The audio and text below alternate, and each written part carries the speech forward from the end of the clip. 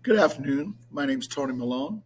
My paper is on militia in the American Revolution, the effectiveness of the colonial militia to determine victory.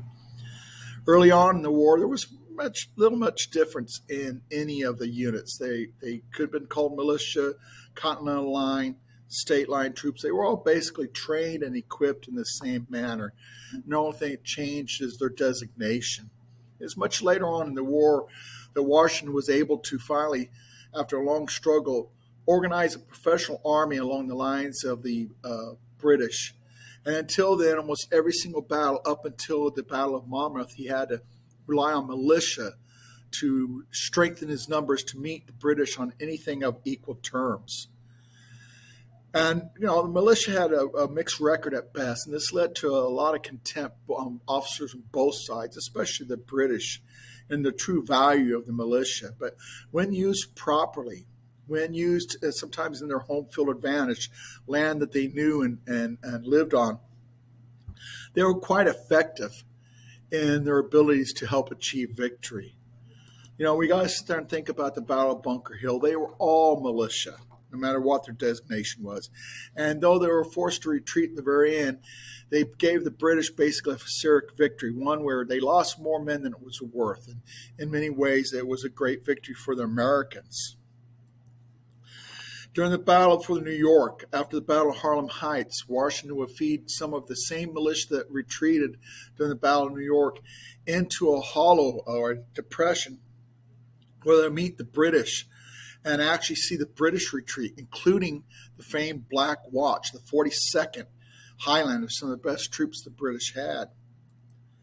At the Battle of Bennington, General Stark will lead militia to surround and destroy two detachments of British troops to include German mercenaries.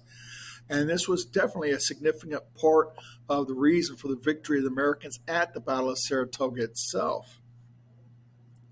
And of course, the Battle of Kings Mountain, you see militia surround a British detachment on top and effectively destroy that detachment, and for the most part, tamper down or dissuade any more loyals movement, which was a key weapon or a key part of the British plan for the conquest of the southern colonies.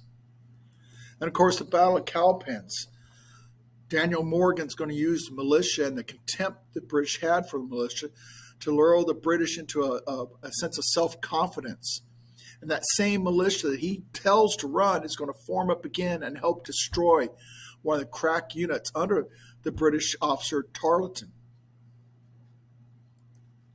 But one that a lot of people haven't heard about might be like the Whaleboat Wars.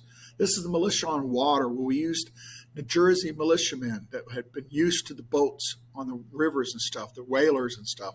And they'd mount small swivel cannons and stuff on these boats, and they'd go out and attack British shipping along the rivers and interdict their supply lines, mess up their communications. And of course, this is not the only area. You could also talk about the Marblehead Regiment from Massachusetts. They're going to help bring Washington's army to safety from across the water. They were all very crucial into the final victory itself. And of course, you have to look at the leaders of it.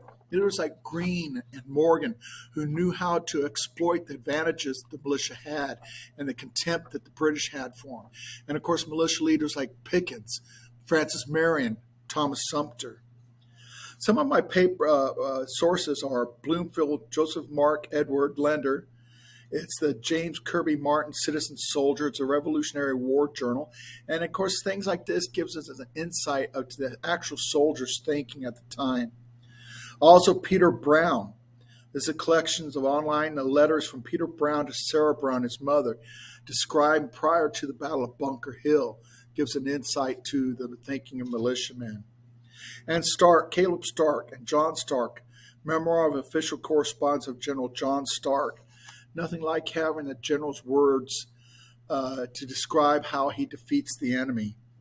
And of course, I have several others, but I'm running a little short on time to get them all in. I hope you enjoyed this video. I look forward to all yours, and good luck. Thank you.